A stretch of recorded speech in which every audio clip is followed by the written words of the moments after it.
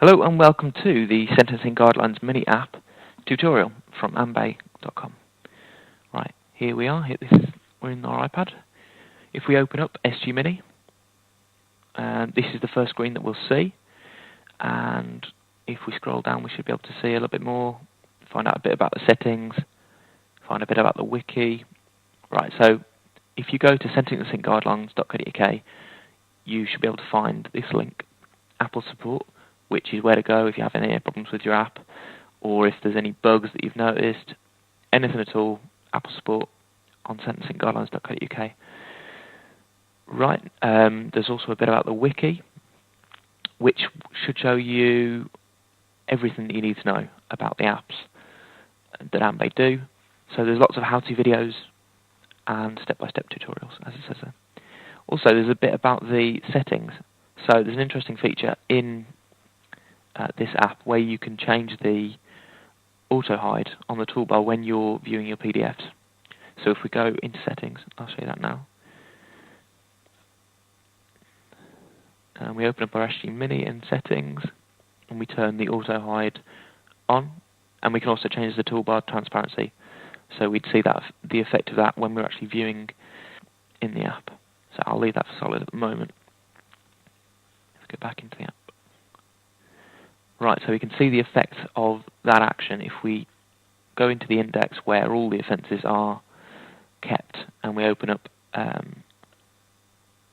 one of these. So at the moment that's the toolbar, 100% solid. But if we begin scrolling, begin looking through a number of different sections, we'll see that it disappears. To get it back, we just click at the top, or tap at the top somewhere. Right, so that is the easiest way to get around index, just by looking through. You can scroll, or you can choose a letter that you want to look for, and then it's as easy as just clicking on the front of there, and then clicking out.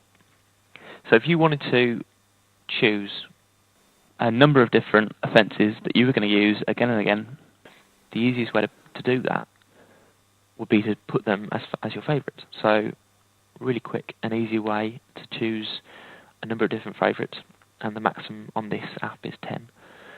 So easy way to do that by clicking the star.